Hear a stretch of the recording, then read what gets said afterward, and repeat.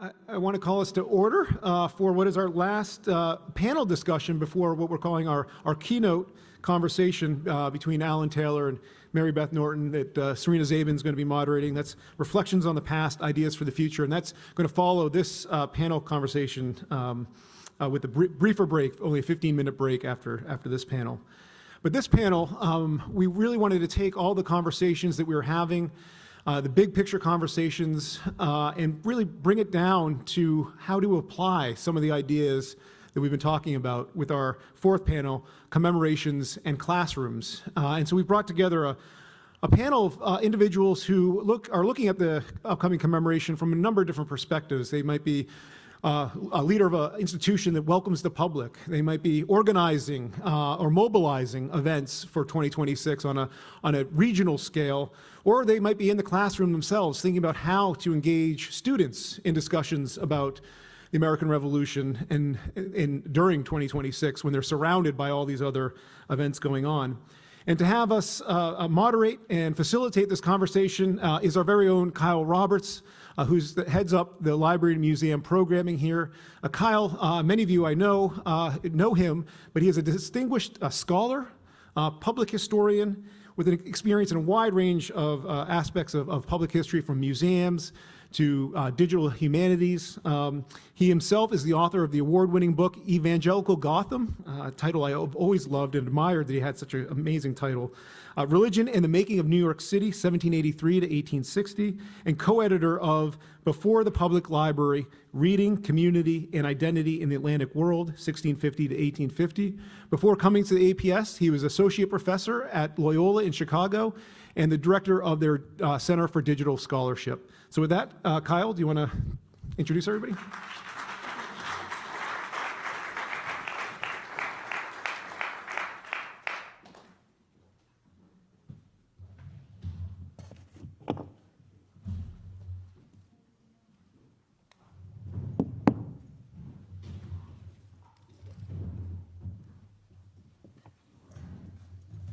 All right, well, good afternoon. Welcome, everyone. How are you doing?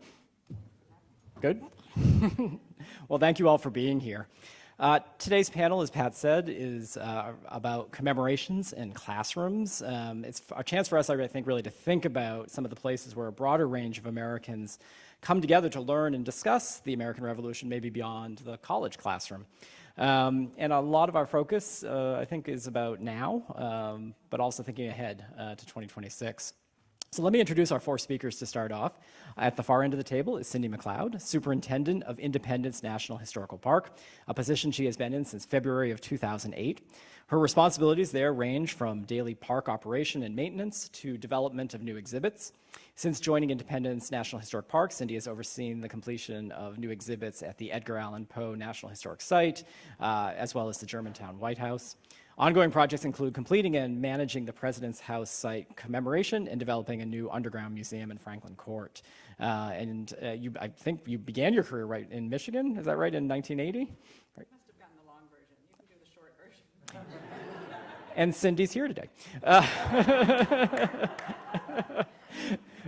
I do realize that our interests could probably eat up most of our time here because we have such an accomplished group of people.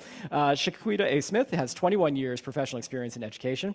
She currently serves as social studies curriculum specialist for the School District of Philadelphia, a position that she has been in since 2014. As a curriculum specialist with SDP, she has enjoyed the responsibility of developing curriculum for English language arts, science, and social studies.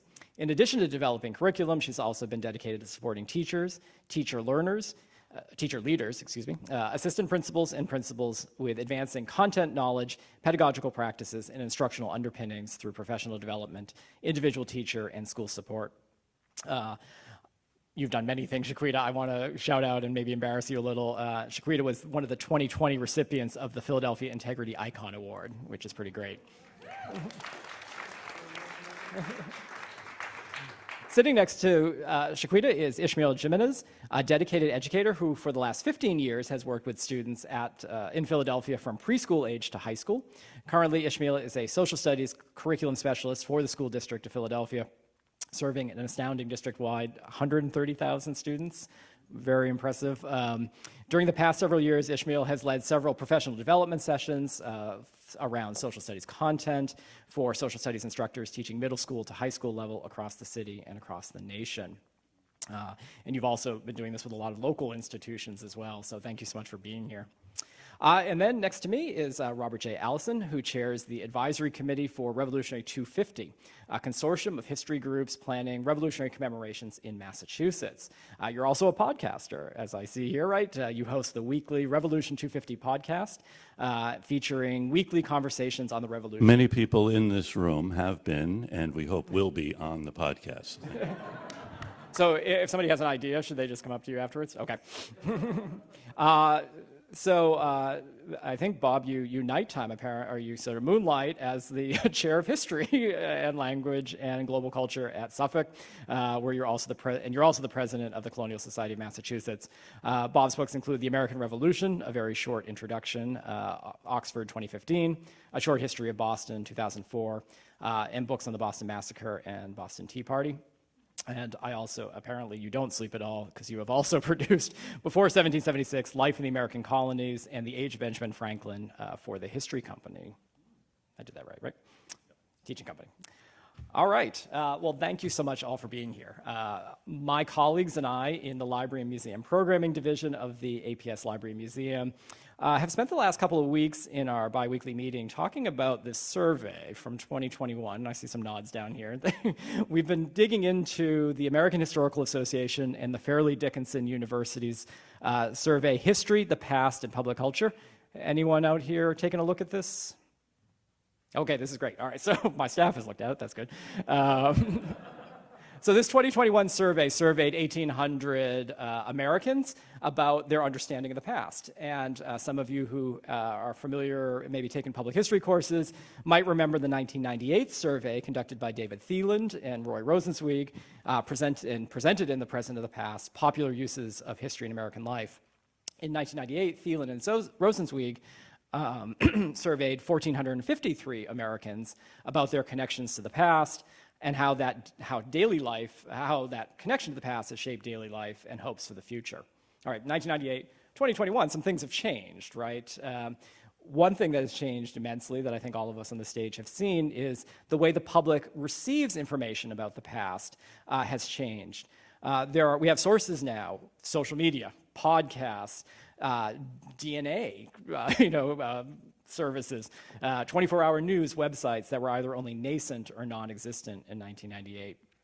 And I think the way we've taught, hopefully, has changed over those past 20 years. I think many of us have moved from maybe sort of a coverage-type approach to the past to a greater focus on historical thinking, especially as they summarize in the survey. We have to make this change because of growing political polarization, because of racist violence, because of history wars that have been fought to control the past and teaching thereof. The climate has changed a lot, and probably has changed a lot in your own careers. So I wanted to start by quizzing our folks on the stage. So one of the questions in the survey asks, which of the following best describes what you, as a member of the general public, think the term history means? So there are 4 answers. I'm going to read each of the answers. I just want you to tell me which one you think the general public thinks is the definition of history. Is history names, dates, and other facts about what happened in the past? Is history what people remember about the past? Is history an explanation of experiences in the past? Or is history what historians have concluded about the past? So Cindy is nodding at me in a knowing way. Number 1. So Cindy says history is names, dates, and other facts about what happened in the past. Okay. Shaquita? It's not that I say that. That's what I think people think it is, like broccoli. Yeah.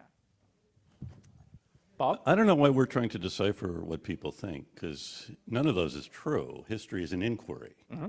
That's how Herodotus defined it, and that's what I think we're all here doing. We're all inquiring into the past, and I think if the public doesn't understand that, the fault is really ours. We're not doing a good enough job with teaching history. If they think it's facts and dates, then we're doing a bad job, instead of getting them excited about the inquiry into what happened and why it happened.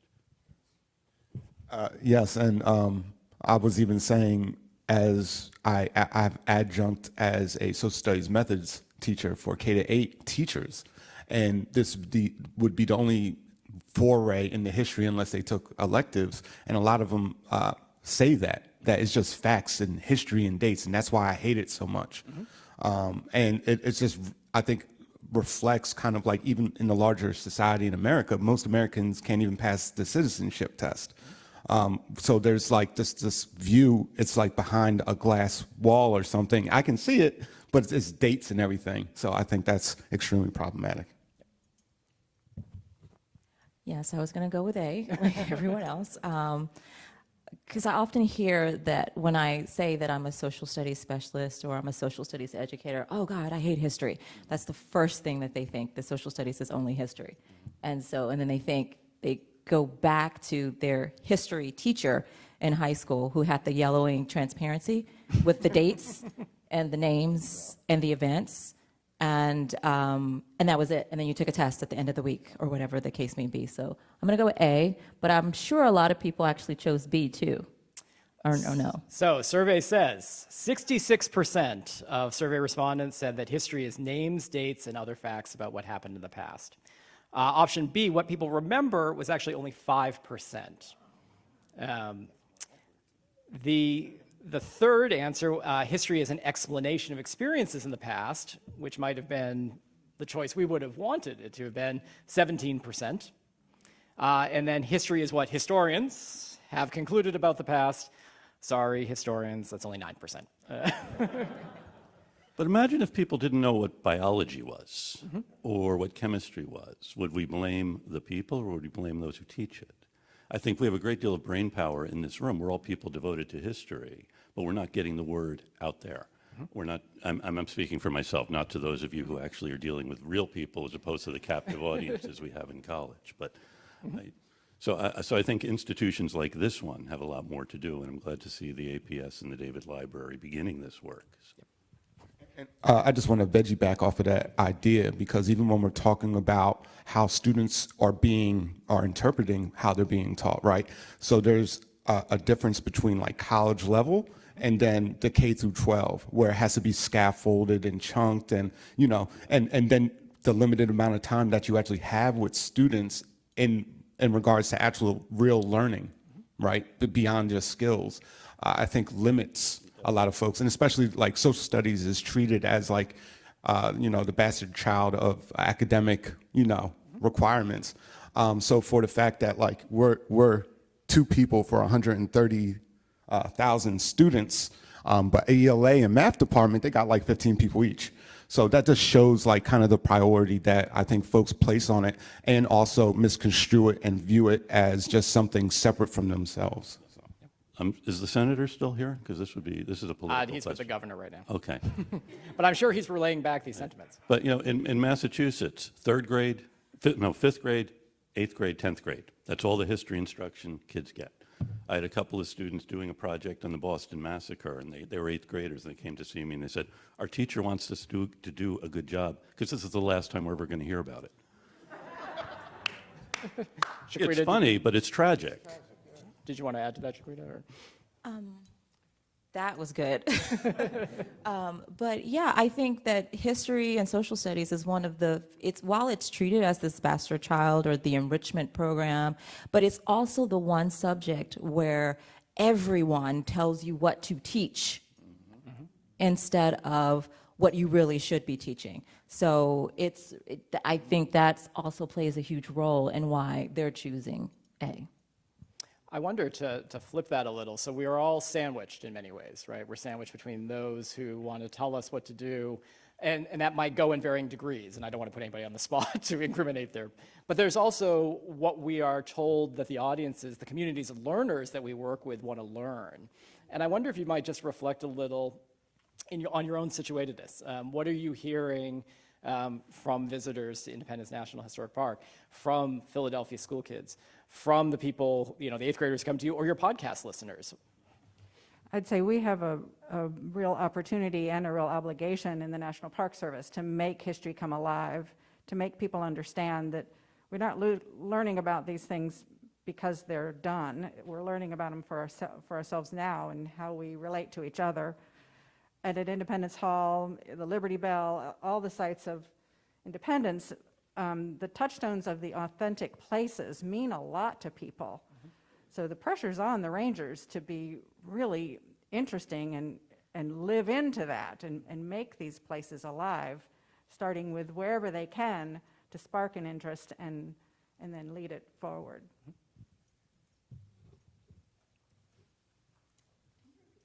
Yes, so thinking about the communities of learners that you work with, what do they want? What are you hearing from them? I think, if we think it in terms of, you might often feel like you're being told what to tell them. What are they asking to know? The truth. And yeah, they're asking the truth. They want to be able to think critically.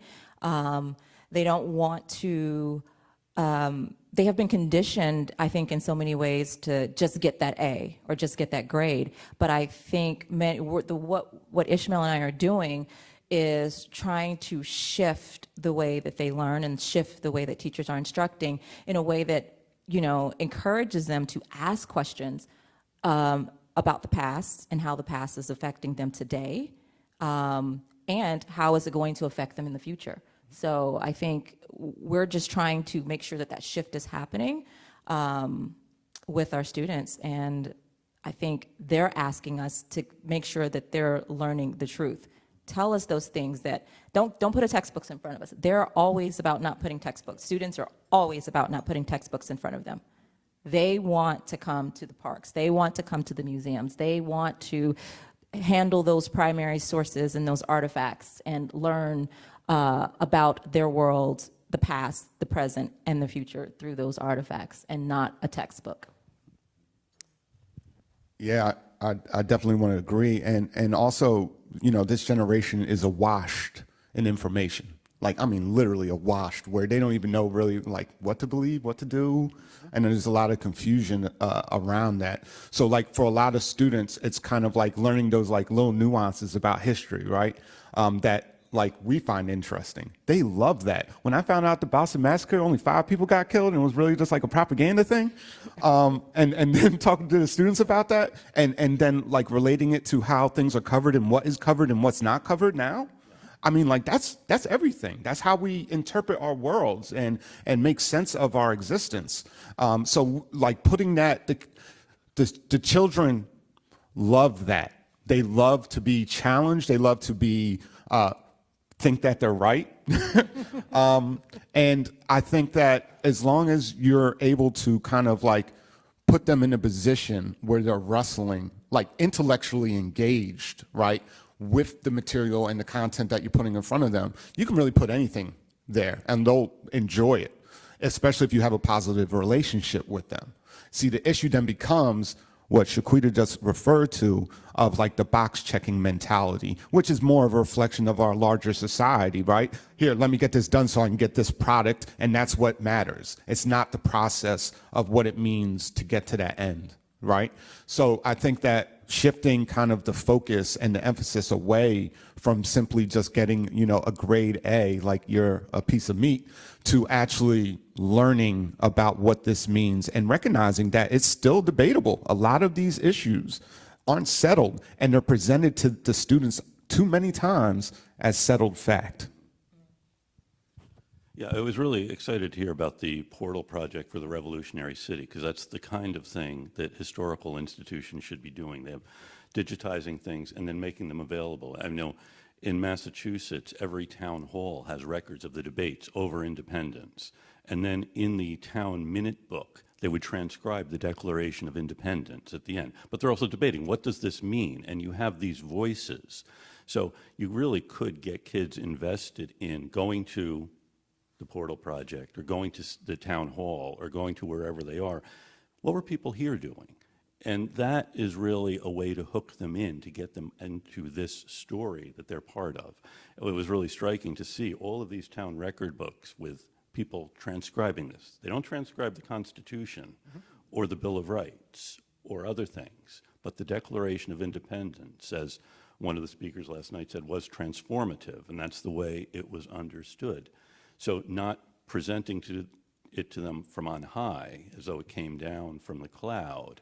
But this is something people are arguing about. These were the arguments people were having then, and some of them were arguments we're still having today. It's getting them involved in a political process then, because they all are going to be, we hope, citizens and be able to argue about these things and discuss these things rationally. The only person, by the way, I listen to when I'm teaching, though, is Jack Rakove. I wanted to pick up on what Shaquita said about telling them the truth, and amen, except that there are many truths. And we find with the public visiting, they bring their different truths, and and sometimes it's a challenge to maybe try to bend them toward a less selective factor truth, and to raise truths that they might not have thought about, like the Declaration of Independence was freedom for some, but the end of freedom for others, Native Americans. So just prompting a thought process, as you were saying, the critical thinking and the exploration of the other ideas. But it's when you're dealing with the public and you don't know who's coming in, and it's a different person every 15 or different group every 15 minutes, you don't know what's in that box of chocolates. Yep. Well, and maybe to build on that, I think we could take away from the virtual panels and the panels over the last day or so that the takeaway about how scholarly consensus is on the American Revolution right now is it's complicated.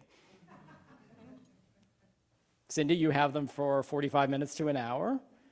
Ismael, you might have them in 8th grade for, a couple weeks. Bob, you have, I don't know how long your podcast is, 45 minutes?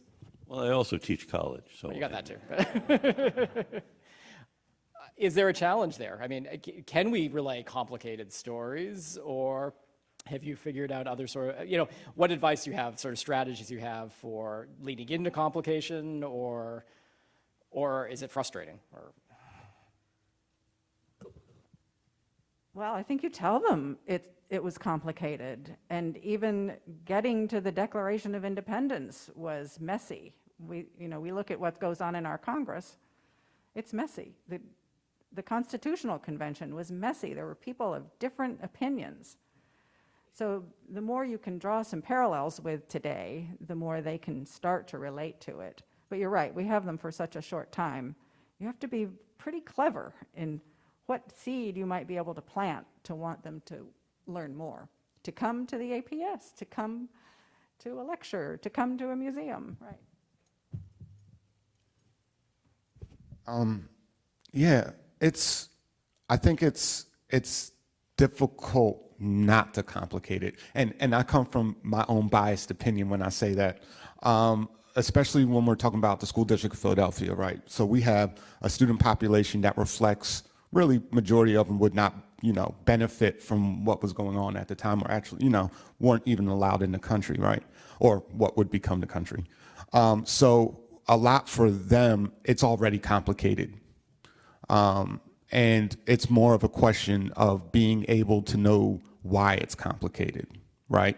So it's so complicated for the students in their mind that they're like, they don't even care, right? Oh, 4th of July? I mean, like, when I point out that the 76ers is named after 1776 and the fact the Declaration was signed here, I was like, you should never forget that, right? They don't know that. And it's right there in front of them, right? That's what I'm saying. So like that, when you hit that with them, there's a sense of like that's not my story. And so already it's complicated. And so it was like, yeah, really it isn't, but let's go through why it is, right? And what are the differing kind of conversations related to it, right? In Philadelphia, we have a requirement for students to take African American history in high school in order to graduate. So they're taking a lot of American history courses throughout their high school life, more than any other really school district, I would say, in the nation, if they don't have a requirement for AFAM. And in this course, the students are looking at like kind of American history through a counter narrative. So like when you look at kind of like, why did Pennsylvania and New Jersey have gradual emancipation compared to Massachusetts? Why did Vermont release, you know, end slavery. So like the effect of the rhetoric of the revolution did affect folks. And then the ideas of universal liberty that developed, you know, enslaved folks, Mama Bet in Massachusetts heard that, like they embraced it, folks embraced it and actually gave it a definition beyond what the original intention was. And that's what the students need to hear. That's what the students need to see. And that's what's so important. Is that how you make it their story? Personally, I love complicated, hence my life. But I sort of get a joker's grin when I haven't been in a classroom teaching in a classroom since 2014, but I always got a joker's grin whenever the students would look at that declaration and they say, but miss, because they never said my name. I was just miss. And they would just have all of these questions, because I think it was raised last night that students aren't actually looking at the Declaration of Independence and looking at it and picking it apart and analyzing it. That was always a requirement in my classroom. And as I'm writing curriculum, I make sure that it is a part of the curriculum for fourth grade and fifth grade, you know. So those are the two grades that I'm responsible for writing and lead the team for the. Yeah, it's in eighth grade as well. And it's not just when we're talking about the revolution, we also bring that back when we're speaking about other eras in history, because it all leads back to the Declaration. So yeah, I love complicated, and I'm trying to get all the teachers in Philadelphia to love complicated too. That is worthy of applause. One more question I want to ask before we go to our live and online audience. And this is something that we can blame Ismael for, because it was a throwaway line in our pre-conference discussion. So you asked, what would it mean to not be thinking so much about 2026, and I'm butchering what you actually said, but to be thinking about 2076, right? So I was 3 in 1976. I remember going to Sturbridge Village, because we kind of did that a lot. There was, you know, I remember colors. I remember being in a house with lots of colonial revival kitsch kind of stuff, and very nice fine antiques, mom and dad.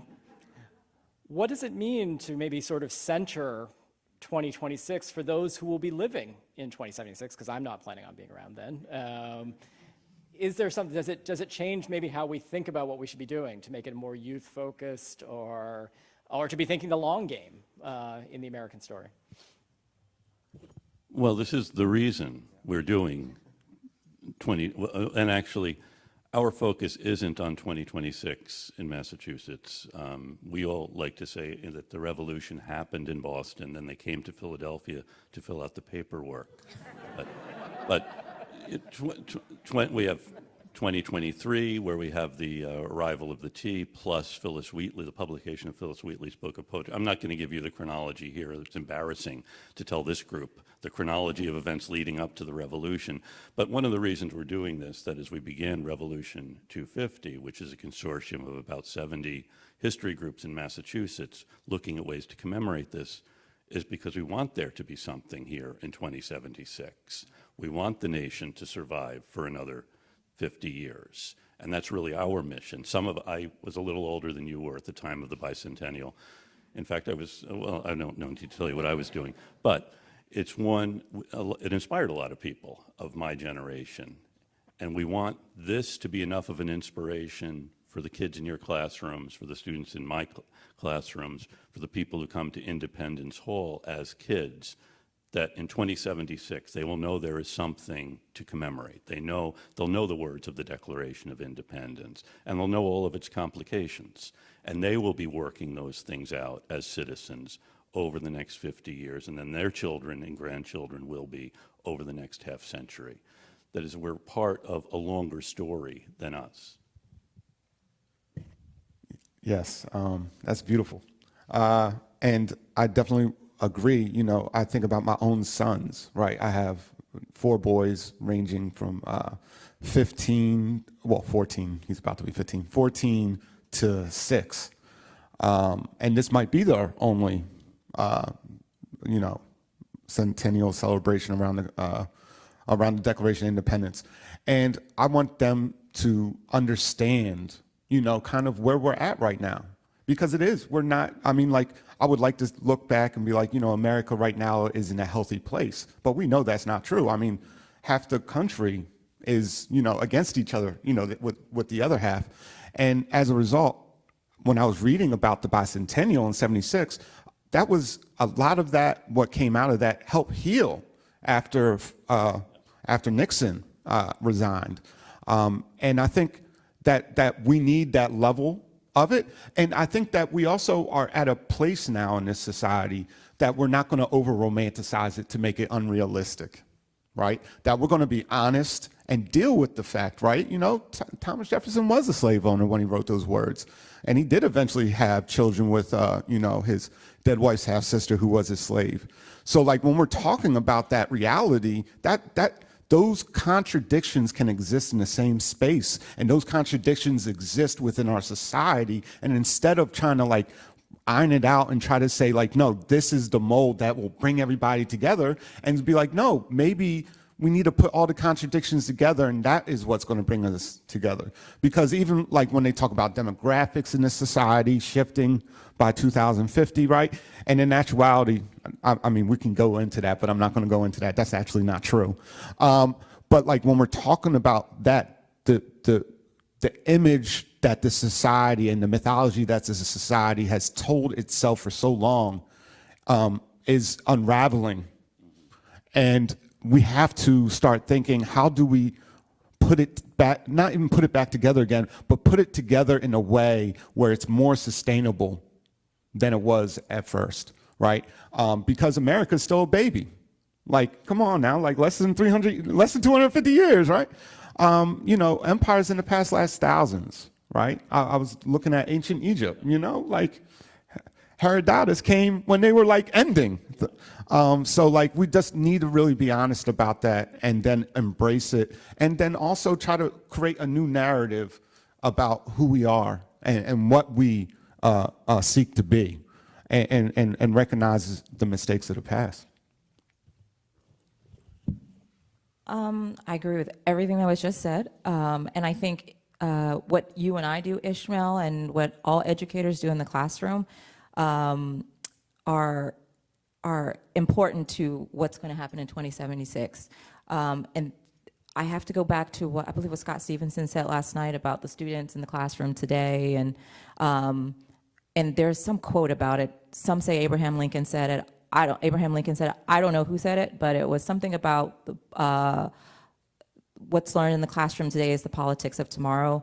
Something to that lines. I'm butchering it. I know it, but the important thing to remember is that those students who are in that classroom today are really going to shape the next generation and the next generation of students who are coming along. So it's important for us to be able to, ensure that they're thinking authentically and asking questions and, telling all of those authentic narratives and truths about history and about what's happening today and going forward. And I think they're going to be that defining factor, and hopefully, which is another word that came up last night in that same conversation about hope. Hopefully it'll be more of what we what it really should be, not what we expect it to be, but what it really should be by that time, and what Ishmael has described here. And that's just. Well, I want to switch over to our audience for questions. Brenna has a mic, so just I'll let Brenna choose. Adriana, give us a wave when you got somebody online. So I have a question kind of for the whole panel. If you all could just briefly talk maybe about how you are thinking about 2026. Cindy, any initiatives at the park and the ways in which conversations like this or else are informing how you're thinking about the commemoration that's 5 years away. And for Shaquita and Ismael, I mean, hearing all the restrictions or orders that are placed on what has to be taught in the classroom, is 2026 even an opportunity for teachers at all? Is it going to create any space or no in the classroom? And then, Bob, if you could just talk more about how you're organizing a statewide consortium to commemorate it and the forms that that's going to take, briefly, because I know there's a lot of other questions. But. We've been working on the things I can control immediately, or getting funding to fix up some of our buildings. we're funded on an annual basis for our programs, and so we're a few years away from that. I'm hoping it'll be more robust the way it was in 1976. But we really are looking to be in collaboration with all of you, with the City of Philadelphia, with all the other organizations and commissions to hear lots of different stories and amplify, have more sessions like this, engage the public, hear their stories, hear their questions. And so we'll be looking for platforms to do that in collaboration with you. I agree that the Revolutionary City digital access is fabulous, and I think there'll be more of those things that really help bring stories, and even new stories about the same old guys that help us understand and appreciate better. I guess from the school district side, the people above our pay grade haven't thought about it yet. So I know that they'll probably come to us around 2026 and be like, can you identify resources that we can share with teachers about the American Revolution? But I can tell you that me and Shaquita are seeking to make as many partnerships as possible and to develop our infrastructure, because along with this, there's so many other things that we want our students to be exposed to and have access to in regards to history. So we're definitely going to use this opportunity to inundate teachers probably with professional developments around how to teach the American Revolution, like sitting here, like with all you guys who are experts. I'm like humbled hearing the conversation, because that conversation should be the level of conversation that teachers should be engaged in around teaching around the subject. So that's what I was going to say. But School District of Philadelphia official stance, not until 2026. Like June 30th, 2026. Well, actually, one of the reasons we started was we realized that 2026 would come around, or actually 2020, the 250th anniversary of the massacre would be with us, and we needed to prepare. So we began pulling together the different players in this, and we did have a couple of kind of big commemorative activities kind of to draw attention to everything, to get excitement about them. But we know the real work is going to be in the classrooms and in the towns and getting people there and kids there. So actually, in the summer of 2022, Rev 250, along with the Mass Historical Society, is having a conference on underrepresented voices in the Revolution. You know, every summer we do a teacher workshop, and this year we're partnering with the MHS, bringing scholars in actually to talk to teachers, young scholars, some of, in fact, who have presented here, talking about their work with loyalists, African Americans, Native Americans, loyal. Did I mention loyalists already? Yeah, so don't want to double dip with the loyalists, but there are so many stories that came out of the bicentennial. For all we can say, the bicentennial was just going to Sturbridge Village and not really remembering it, but it inspired a lot of scholarship on these folks. And the next step, what we've been wondering is, how come this hasn't reached the classrooms yet? And that's really the step we're taking with this conference next summer. And if anyone has other suggestions, ideas, let us know. Jonathan Lane is our administrator. He's sitting here waiting to hear from you all. And it's, you know, what we want this to be is exciting, to energize people in the study of history.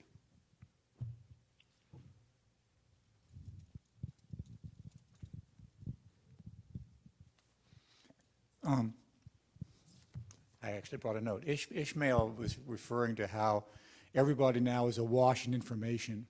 And I had a sort of an anecdote about that I've been sort of first laughing and then worrying about ever since. And that was an article a little while back about how a defense attorney for one of the January 6 rioters spoke to her first client, and he said he wanted to invoke the Constitution from 1776. And when she tried to explain that the document was ratified years later, the man told her he had done his research and she was incorrect. And, you know, I've spent my career, most of us have, creating what we regard as accurate information, and I put it out in books and then on websites that I'm confident would enable people to avoid that kind of thing. But I'd love to know what kind of research this gentleman was doing. But it really worries me because, you know, we live in a world of kind of aggression's law of facts, where bad facts drive out good. And how do we get our good facts to be noticed by this kind of person, this kind of situation?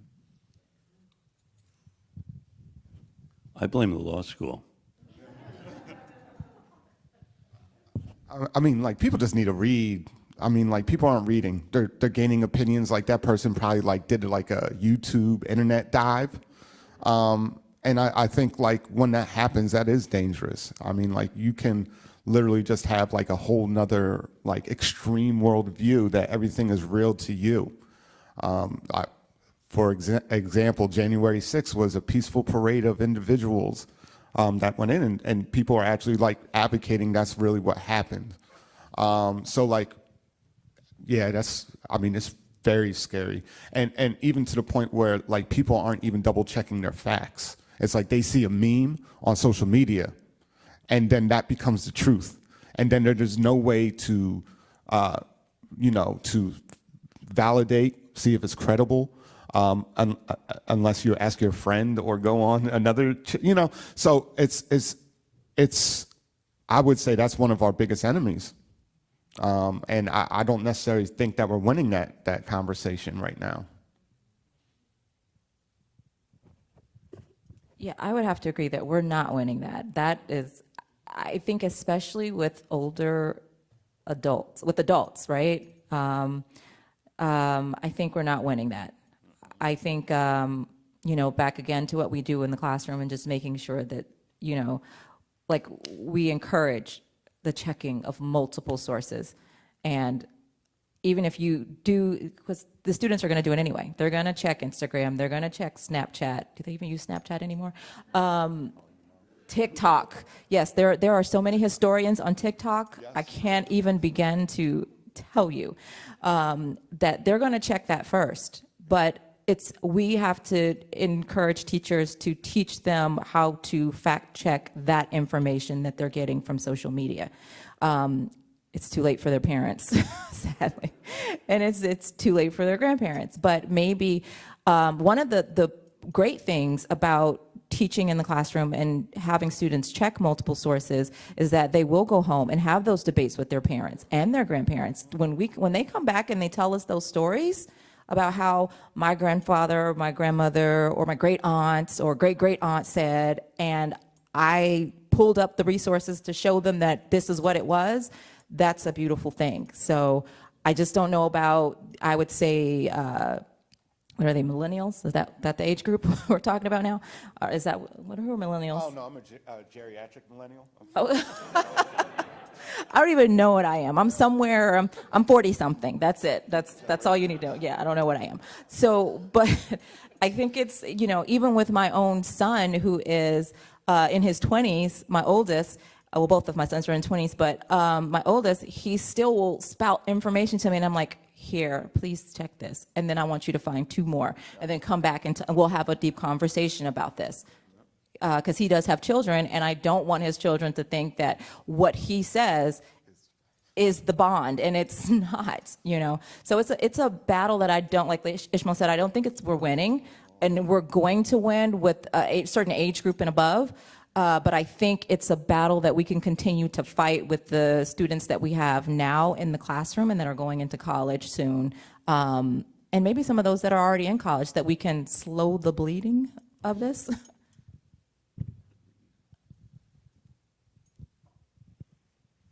This has been a wonderful conference. I'm so excited to be here. I'm from the Pennsylvania Historical Museum Commission, and we all wish that we were in Massachusetts, but being in Pennsylvania, we're a little bit slower. And I wanted to, I wanted to ask you all your advice. On the one hand, there's a federal 250 commission, there are state 250 commissions set up by the government. There's even one in Philadelphia. All of them are laying out their agendas, they're getting organized, they're raising funds, and then there are all of you, right? And I've heard fabulous scholarship and such interesting observations. And I'm wondering what's your advice about marrying those two together? Because yesterday we heard about the concerns about the power structure and money. And we all wish that we were wealthy museums, right? But what do we do when we're not?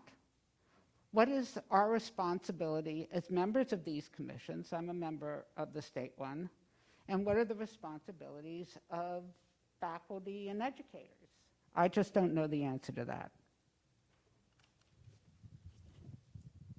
I might actually ask Jonathan Lane to speak briefly to that.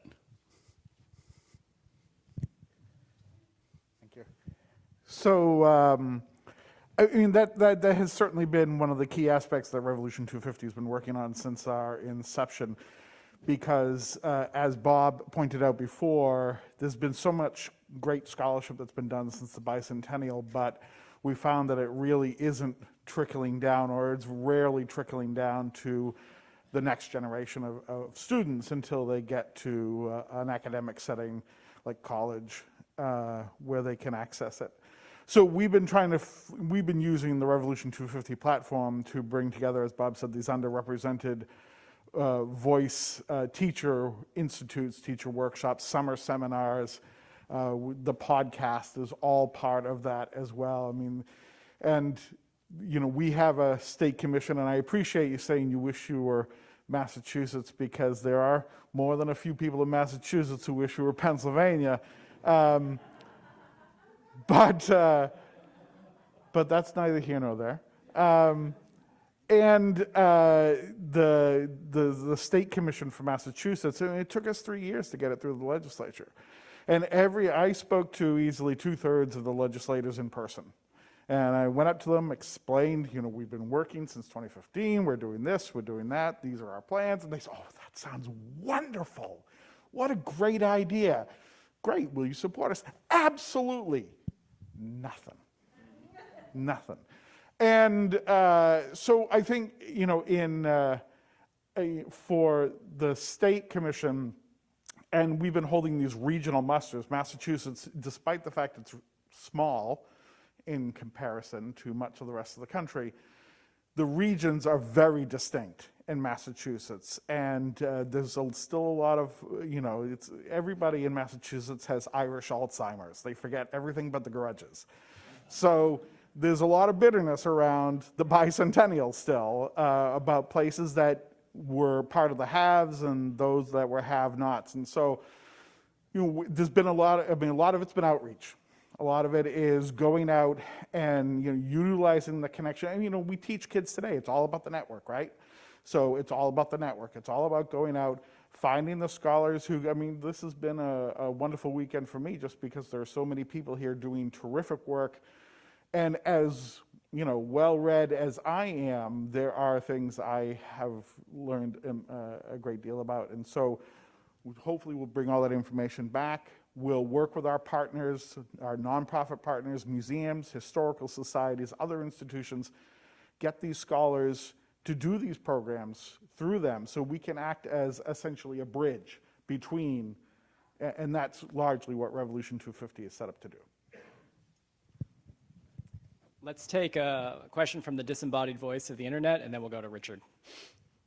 So this is sort of an interesting and very specific question. So somebody who's been reading chapters in Pierre Nora and Lawrence Kritzman's Realms of Memory.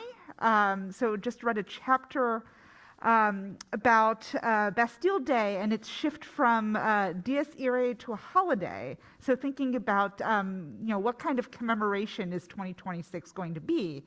Is it going to be a holiday or something else? So maybe going back to your responses about this being a complicated narrative to present, do you have any thoughts in kind of a more theoretical way of how we might categorize 2026 as a commemoration?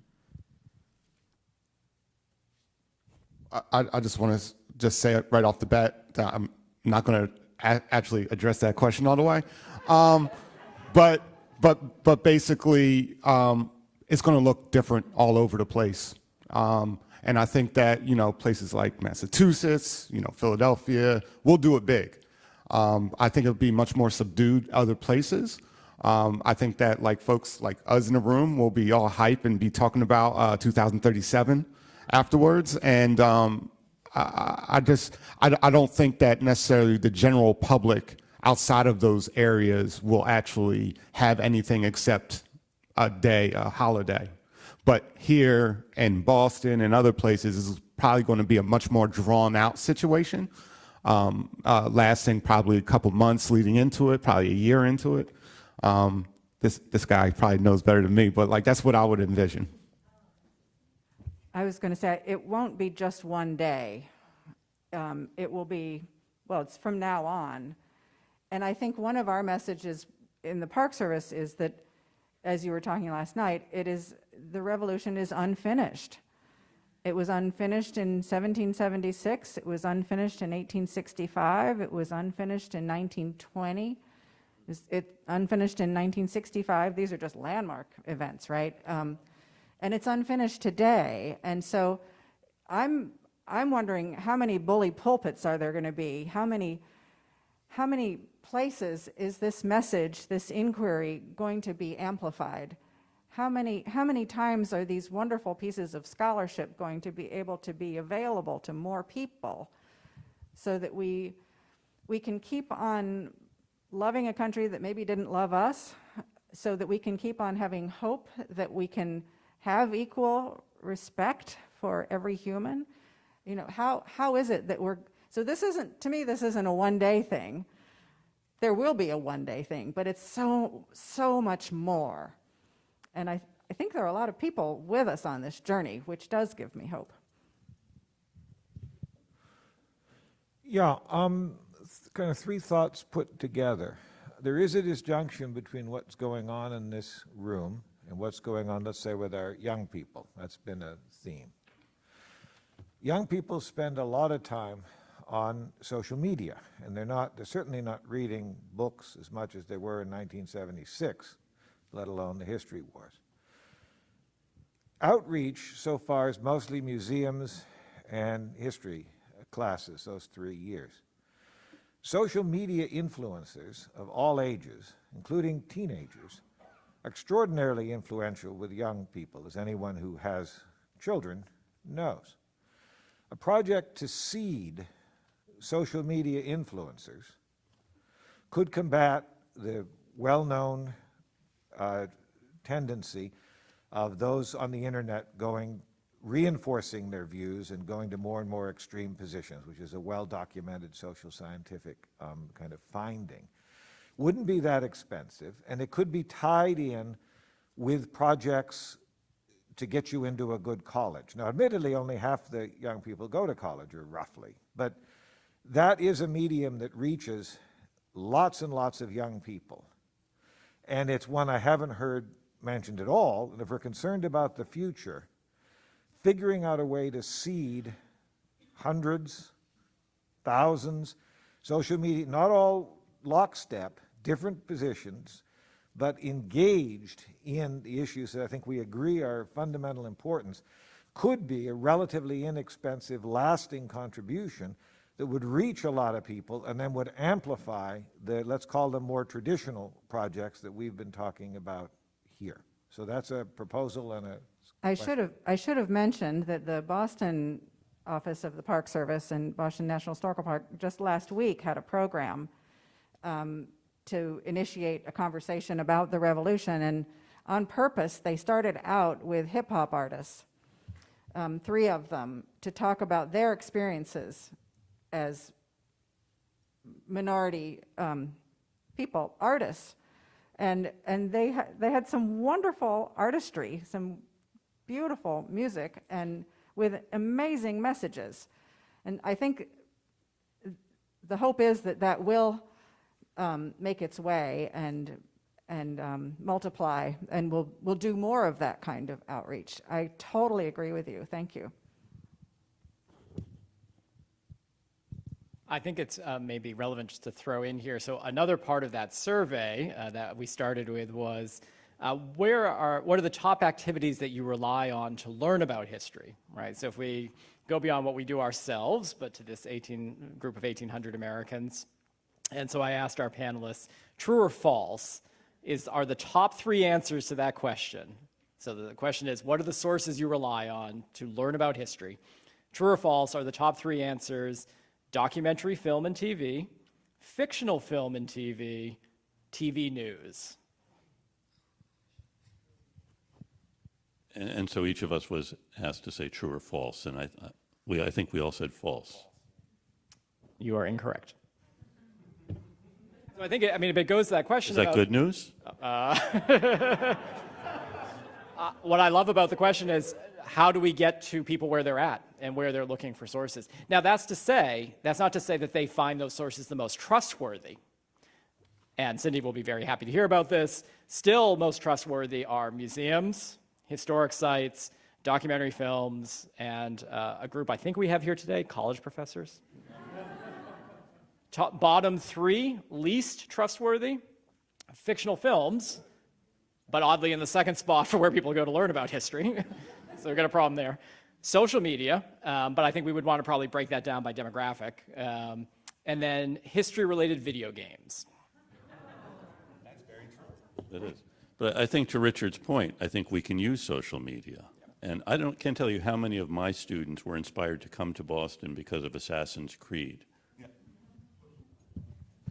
So why don't we take one more question?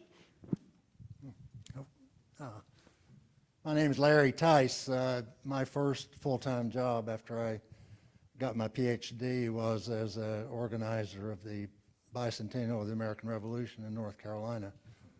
And we spent a lot of time trying to figure out how to do that. And the formula that we came up with was basically to go into every community in the state and organize a committee of citizens to ask them what they wanted to learn about the American Revolution. And the second thing we did was try to find a historian anywhere who could talk to common people. That was very difficult, and very difficult. And when we did succeed in bringing historians to meet with local groups, it was frequently a failure because the historians did not know how to talk to common people. I think we've come a long way in trying to figure out how to do that. However, one other thing that I don't hear and I haven't heard and I want to ask you about is that I've studied all periods of American history and many periods of world history, and I don't understand why we shouldn't interpret that what's going on in America today is pretty normal. I mean, this is a messy country, and historically it's messy. And as much as we talk about ideals, we keep failing.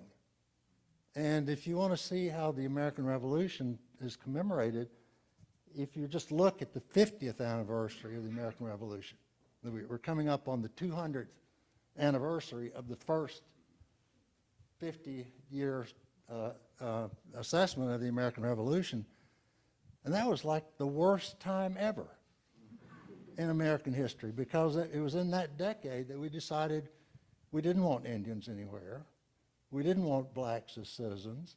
We made all kinds of incredible wrong decisions as a nation, and it stuck. And we're still fighting out of the decisions that were made in 1826. So why shouldn't we say that what is going on today is pretty normal? I think you're right. I always find it reassuring to study history, to read a newspaper from 100 years ago, because people were just as, we had, well, leave it at that. It's, Yeah, and I would also say that I think there's slight differences for first time in history, world history, the ability to talk to someone who speaks another language halfway across the world in real time. That's never existed on the level that it does now. I also think that this society besides the bicentennial, is wrestling with the same issues that they were wrestling at the bicentennial in '76. And we're still wrestling with those issues in a different way today. And I think that, our society has made strides in some of those conversations and has regressed in some of those situations. But ultimately, I definitely agree that it's kind of been a hot mess the whole time. And this isn't necessarily unique. I think the only difference now is what I was referring to earlier, that even the people that used to believe in the mythology, right, of the ideals, that's unraveling. That's somewhat new. And like, I don't want to say heartland America because I don't believe that, but the flyover states. There's a level of, I'm sorry, I didn't mean to offend anybody. But like that for me, that's really what's different. Like that has not existed, because even in 1826, there was still like that bracing of like that ideal, the mythology romanticized ideal of America being free and everything like that. And that doesn't necessarily exist anymore in the same level for most Americans. I was just at Monticello, and Andrew, I think I heard Mr. Jefferson lament that actually 50 years later they had lost track of the ideals that was the basis for the founding of the country. He was very upset by that. Yeah, really. Even though he couldn't quite live them, but that's, yeah. I think, yes, to say it's normal, but or maybe not normal, because that sort of makes people think, oh, I can just sit back. I think we can say it's always been messy, but good people have always kept on working. When I think about the number of people who have chosen not to vote, it makes me crazy. And then people are looking for ways not to have people vote, and yet so many people sort of give up that privilege, give up that franchise. And to me, that's like, oh, it's normal, I'm not going to make a difference. No, it's messy, and you can make a difference. And that's part of our message to people, that you as a citizen need to engage, because that's what our process is all about. And we will fail if good men and women sit back. I think that's a good, is that a good note to end on? All right.